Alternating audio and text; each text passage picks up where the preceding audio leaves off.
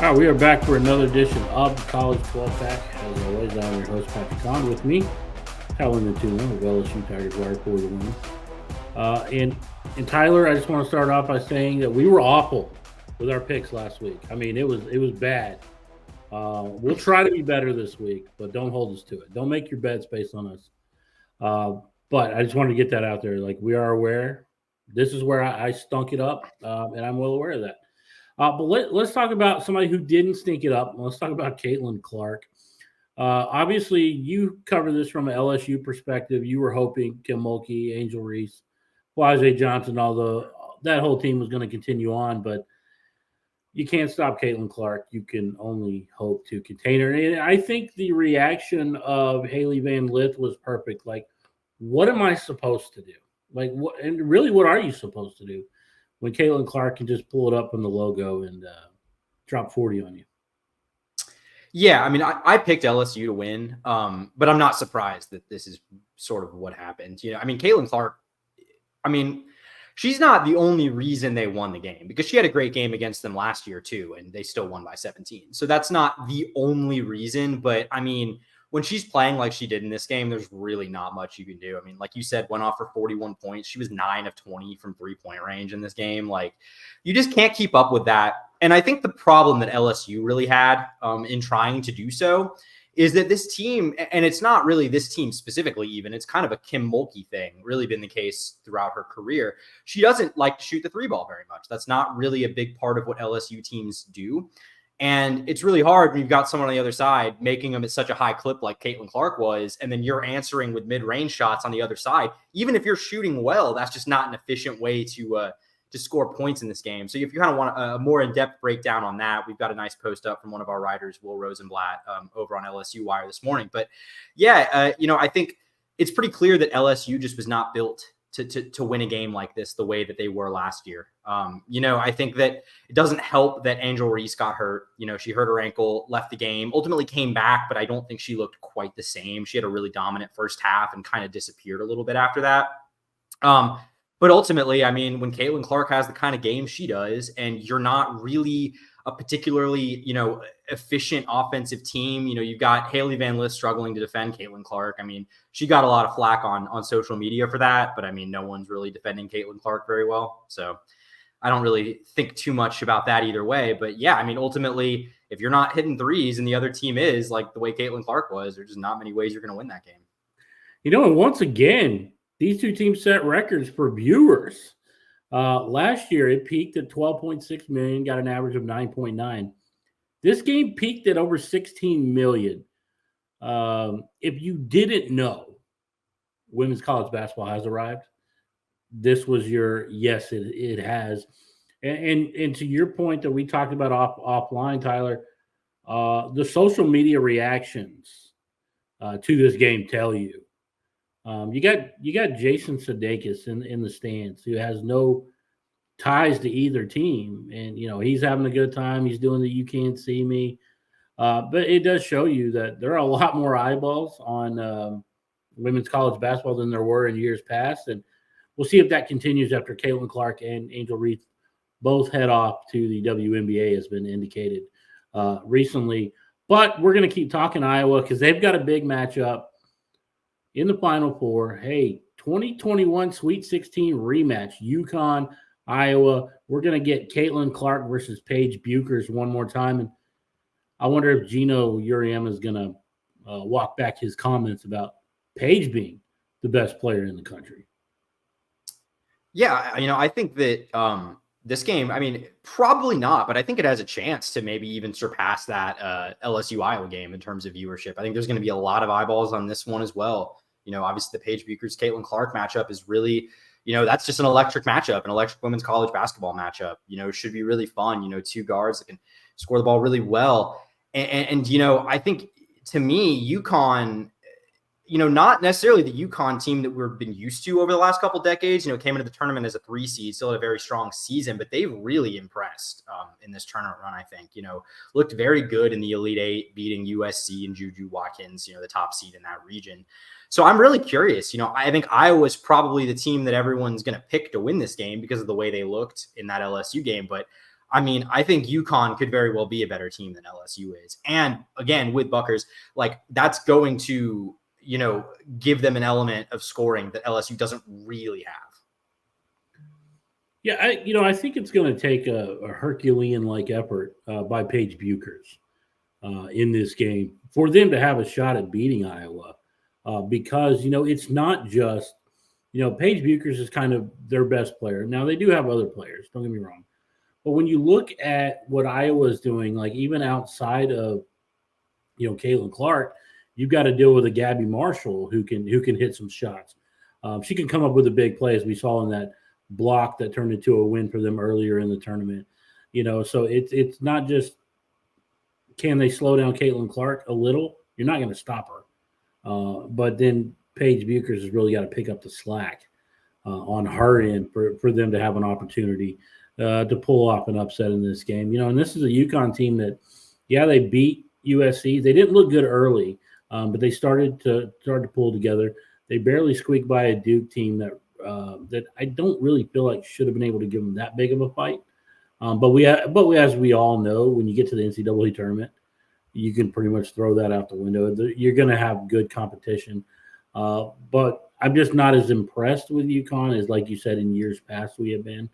This is far from the team that went 3 straight years without losing a single game. Oh, yeah, for sure. Not quite at that same caliber. But again, they do have a really good star player in Buchers. So I think that's going to even it out a little bit. But I think I'm with you. I mean, I think my pick here is going to be Iowa. I don't really see any reason to think that Caitlin Clark's going to slow down. So, if she doesn't, I think they're going to continue to roll here. Yeah, in the other game, we have the battle of the Carolinas, so to speak. North Carolina State, who, like UConn, both the men and women, are in the NCAA tournament. We'll get into them in a minute for their Purdue matchup. But, going against a South Carolina team who, what can you say? Don Staley has them poised again. They were in the Final Four last year, ran into a red-hot Caitlin Clark that pretty much knocked them out and then ultimately set up that matchup with LSU. But going into this year, this is a South Carolina Gamecock squad that hasn't lost a game this year. They've gone through some tough SEC teams, including LSU. But now NC State's got to try to find a way to combat that. And I'm not so sure I'm ready to say South Carolina is going to lose because I think for me personally, if South Carolina is going to lose a game, it's probably going to come at the hands of Caitlin Clark in the national championship game if both teams win. Yeah. So, NC State, probably the biggest surprise in both tournaments, honestly. Much higher seed in the women's side. They're a 3 seed, but still, I would say the most surprising team of these 4 to make it. And I think that, I'm very curious to see what they can do against a South Carolina team that, like you said, is undefeated, has probably been the most impressive team in the country all season. With that being said, I do think they're a little untested. I mean, they've really only played 2 games this year against a team that I would say is a nationally competitive team. Both of those were against LSU. They both played out pretty similarly, honestly. They were both competitive games, but South Carolina's kind of had a little bit too much in the end. With a player like Camila Cardoso, that makes LSU a really bad matchup for LSU, I think, because LSU's, best poised when Angel Reese is able to dominate in the paint. Can't do that against Camila Cardoso. So I think, I think there are other teams in this tournament that are better matched up against South Carolina than LSU was. I think Iowa is one of them. I picked LSU to beat Iowa, but I think Iowa has the best chance of all these teams to beat South Carolina. We'll see if we ultimately get that. I don't think NC State's going to have enough to do it in this game, though. But I will say that we've kind of counted them out in the past, and I'm not speaking for you. I know I have. This is a team that beat Cameron Brink in the number 2 seeded Stanford in the Sweet 16. Then had to turn around in the Elite 8 and beat the number 1 seeded Texas Longhorns. So they've had their backs up against the wall against top competition, and now they get the ultimate top competition, the number 1 ranked team in the country, South Carolina. I think you bring up valid points, but I think that the magical run for the NC State Wolfpack, or at least the women's side, is going to come to an end this Friday when they have to take on South Carolina. Now we're gonna pivot here to the men's side. All right, Tyler. So we got the UConn men won the national championship last year. Are they poised to go back to back for the first time since the 2006, 2007 Florida Gators? Billy Donovan. I mean, nobody's done it since him. That just shows you how hard it is to win back to back tournaments. You can even go further than that. Go further back until the mid '90s when Mike Krzyzewski did it. I mean, two coaches in 3 decades have done it, and now Dan Hurley has an opportunity. And they get an Alabama squad who's been pesky. I keep saying that there's no way Alabama's going to win this game, and they keep winning. But do they have a true big man that can deal with the interior of that UConn squad? Yeah, it pains me to say as a Florida fan, the back-to-backs thing is kind of the biggest, achievement we've got as an athletic department right now. I don't think we're going to be able to claim that after Monday night, though. I think UConn's going to do it. I mean, they haven't played a close tournament game in these last 2 runs. They've just blown through everybody. I don't really see what's going to change here. I mean, I can imagine a reality, right, where Alabama maybe wins this game. This is an explosive offensive team. We've seen it before. So if they just absolutely catch fire in this game, maybe. But you're going to have to do it with outside shooting because you're going to have to learn from the mistake Illinois made. Brad Underwood in that game, said, we're not going to change what we're doing. We're going to keep to who we are. We're going to attack inside. And that resulted in them going 0 of 19 on shots against Donovan Clingan in that game. He had 5 blocks. You can't do that if you're Alabama. You got to have a different plan this time around than Illinois had. It's going to be tough. I don't think they have the presence inside to really do it, even though they have some really electric scorers, like Mark Sears. But I just don't see it. I really don't. And I don't really see it with anybody that's left in this Final Four against UConn, to be honest. I think maybe of all of them, Alabama is the one I'd be most interested in. I mean, Alabama and Purdue too, but I think Alabama maybe can, be explosive enough to keep in it, but they're not going to have enough to win this game. Yeah. Alabama doesn't have a true big man. Now, Grant Nelson has kind of been a really huge part of this team this year, the transfer from North Dakota State. But I don't know if he has enough of an interior game. I mean, he's big, he's tall, but I kind of feel like he's more of that stretch type player. He's going to play more mid-range, outside shots. They don't have a true big man. So I really don't like Alabama's chances if they can't stay out of foul trouble, because if they get into a situation where they have to use their depth because of foul trouble, I think this could be another UConn blow them out special. You said, Mark Sears has got to be able to shoot from the outside. I mean, he's got to be able to pour it on because I agree with you. They're not winning on the interior, and if they're in foul trouble, it's good night, Irene. Yeah. No, 100%. I mean, you're not going to win the game that way. And I think, it's going to be a problem for Alabama, even if they somehow find a way to win this game, because, every other team that's left in this tournament has a good big man, has someone that's very physical inside. It's going to be tough. I don't think they match up particularly well against any of these teams that are left, but UConn probably worst of all of them. So yeah, pretty low confidence in Alabama going into this game. But also, hats off to Nate Oates for getting to the first ever Final Four in Alabama history. He's done a fantastic job this year. They were inconsistent, but as we all say, as long as you're consistent when you get to the dance, you can make a run and get a shot at a national championship. Yeah, and it seems like he's poised to stick around too, because his name sort of came up a little bit earlier in the cycle as possibly being in the mix for some big jobs, but not all those big jobs opened, and they've all been filled now. So I think he's looks like he's sticking around in Alabama for a while.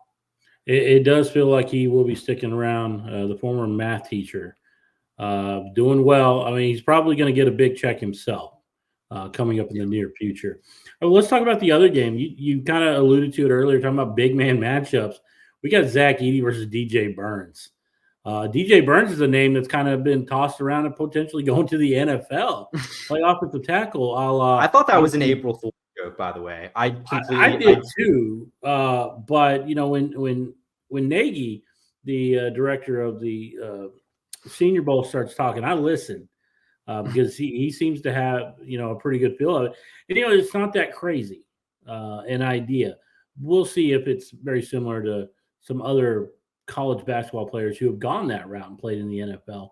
Probably the most notable is Anthony Gonzalez, Antonio Gates. Tight ends are typically the guys. Jimmy Graham did too. Didn't Jimmy Graham? There's opportunity there, but let's get back to the game at hand. Me personally, I just want to watch the inside game. When you talk about Zach Edey, when you talk about Burns, obviously Zach, Burns is a big guy in the middle, but man, Zach standing there at 7'4", that's a tough matchup. I don't care who you are. Yeah. NC State, I've said it before, best story of this tournament. Not the most compelling tournament we've ever seen, to be quite honest with you. Not a lot of deep runs by double-digit seeds, but this is one that, has done it. Very impressive. Had to win 5 games in 5 days at the ACC tournament to get here. I've probably picked against them in the last 3 games, but, I think I'm going to have to do it again here. I just don't think it's a good matchup. I think, like you said, they have a big man that is very, good, strong, physical inside. That's going to make them match up better against Purdue than I think most teams in this field have. But you're still talking a 5-inch height difference between Zach Edey and DJ Burns, who's 6'11". That's tough. That's really tough to overcome. And how well Zach Edey's played in this tournament, I think maybe playing with a little bit of a chip on his shoulder, given the fact, the way a lot of people talk about him as if, he's all size, no skills. I think he's kind of proven that wrong a little bit in this tournament. So I think Purdue's probably going to be my pick here. And I think that would set up a very intriguing national title game if both of our picks come to pass there. Oh, yeah, absolutely. If both the picks come to pass, absolutely is going to set up a very intriguing matchup in the national championship, even if you're only looking at the interior play, right? Yeah. That's what's going to be exciting. Klingon versus Edey would be fantastic.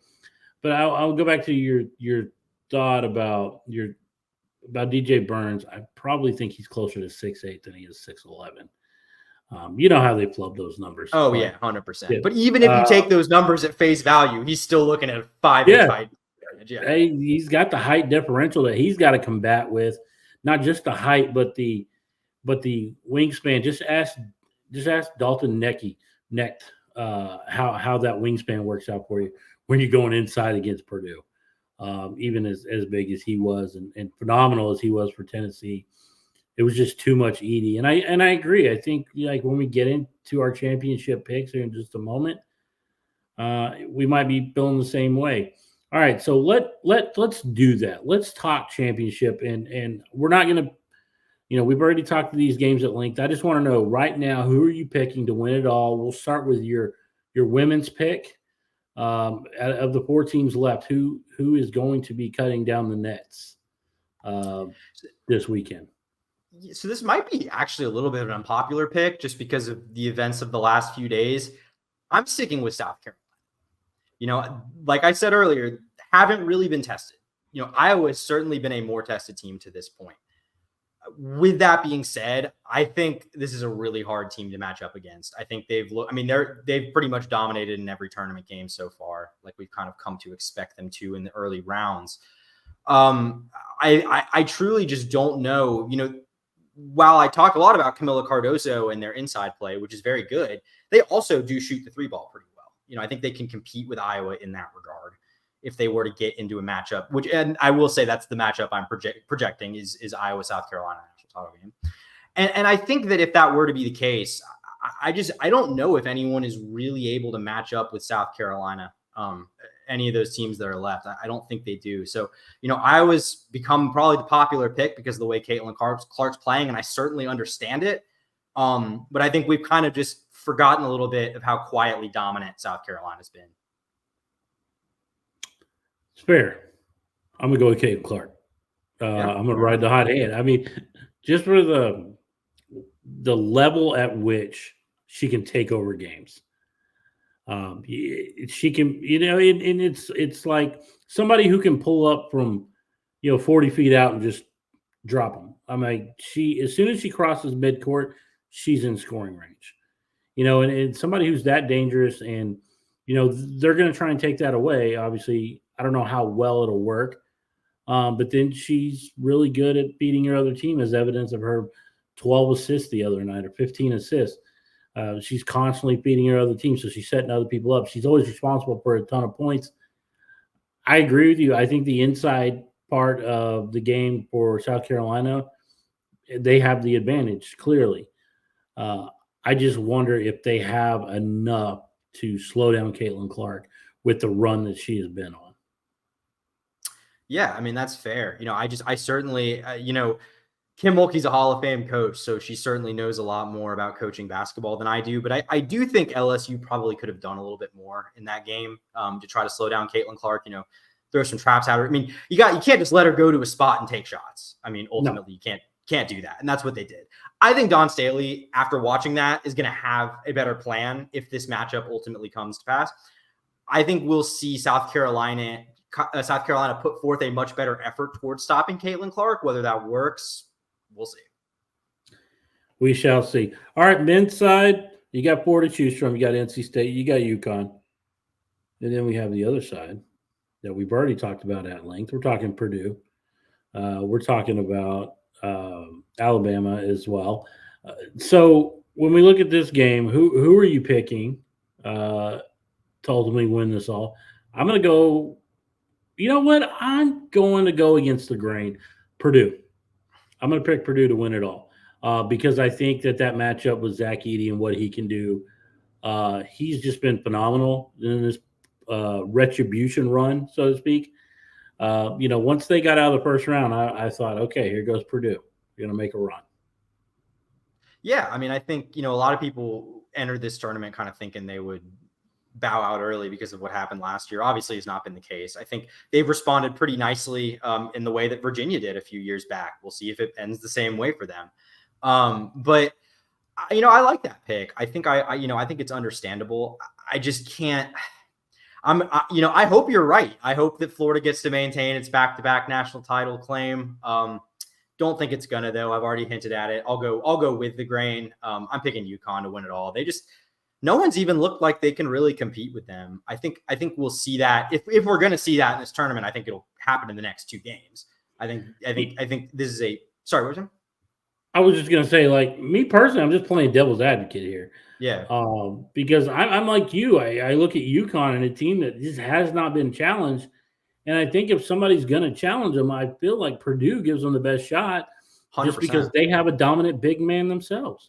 I mean, they're the only team. I mean, certainly only team left in the field. Probably the only team in the entire field period that you would maybe give the edge to, in terms of post play, over UConn. So yeah, I think that's totally a fair point. I think the way that Dan Hurley's built this team is built for March. I actually thought that they I thought there maybe had some issues that would get exposed in this tournament. That has not been the case at all. They look just as good as they did last year. And I just don't really see who's going to knock them out at this point. Well, I would argue they probably look better than they looked last year. Honestly, probably, yeah.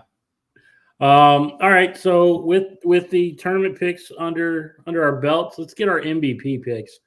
I think mine are going to be relatively simple and easy, and probably most of you are going to guess it.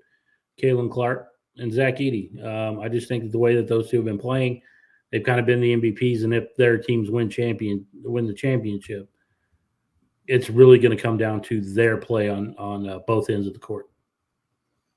Yeah, I mean, I think that's totally fair. I mean, I'd be hard pressed to argue with you about Caitlin Clark, especially after what she did in that last game. But I would just point out, Paige Buchers, in this tournament so far, 28 points, 32 points, 24 points, 28 points. She's been right up there, in terms of production.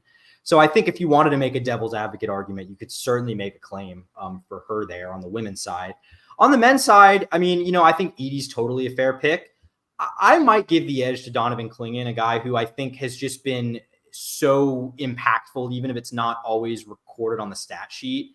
I mean, a guy who, first of all, defensively is just a nightmare. I mean, Defensively is a nightmare, obviously a monster on the boards, but still pretty good on the offensive end too. He's got a pair of doubles in the tournament so far, scored 22 in the win over Illinois, almost had a triple double in their second round win over Northwestern. He had 8 blocks in that game. So, I mean, that is just a very disruptive player. And I think if UConn ultimately does run it back and win it all again, it'd be hard to argue that anyone has been more valuable to their team this year in this tournament than he was. I mean, you're talking about a guy who he's getting near 3 blocks a game. So, I mean, he's a presence around there. And then, like you said, the doubles and close to a triple double. He's going to get his boards. He's going to get his points. So I'd be hard pressed to go against you. Like I said, I'm going to go with Edey, but man, I'm really hoping that we do get to see this matchup with Klingon versus Edey, because it's going to be fantastic. If you like big man play down in the paint, that's going to be the game for you. All right, so we got our tournament MVP picks. So let's talk about some stuff that's going on off the court. USC has a star player. He may not have played like a star, but he's a big name. Bronny James. Everybody knows, son of LeBron James. Report comes out on Tuesday that he's likely to enter the transfer portal. Man, that is a huge name. Obviously, we know because the head coach left, took the SMU job. Where could Bronny go?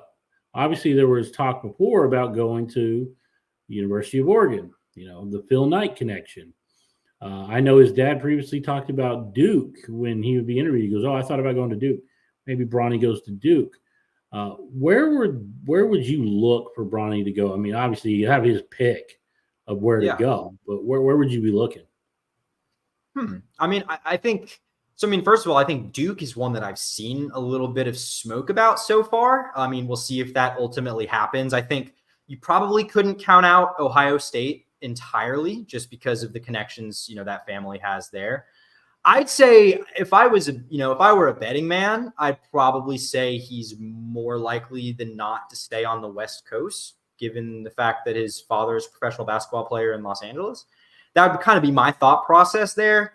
I mean, it is interesting. I mean, I think you're going to see him get a lot of portal interest, but it's not necessarily based on production.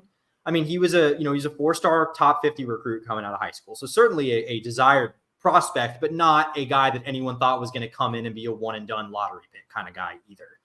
We knew some limitations on the offensive side of the ball at this point in his career. He's going to be kind of more of a defensive role player. We saw that he only averaged like 5 and 2 this year, I think, something along those lines. And then he had the health concerns before the season even started. Obviously that we didn't even know if he'd be playing this year. Hopefully, thankfully, he was able to do that. I think it's interesting. Like I said, I'd probably keep an eye on Duke. I'd probably keep an eye on some West Coast programs, Oregon, maybe Washington, new coach there coming in. So I'd be interested to see, but I'm also just kind of curious to see what the market is here for him because, obviously a big name, he's a big NIL guy, one of the highest valued NIL athletes in the country, but the production isn't quite there. And you kind of have to know you're getting a more of a project guy, kind of a role player. So I'm just curious to see what that market looks like. Yeah, it's going to be interesting, but I think I agree. Like, I feel like Oregon might be the best spot. But I wouldn't be surprised if he went to UCLA. True. So there's a couple of spots I think, and they can still stay within that Big Ten realm, so to speak. So that's kind of where I would lean. Now, as far as USC is concerned, they've got to figure out who's going to be the next head coach. And the name that's kind of drew up some interest in the last 24 hours is Eric Musselman, a guy who has churned out NBA talent out there in Fayetteville, shockingly enough. I mean, the amount of one-and-done boys he gets to go running through his program, you would think he was Duke or something.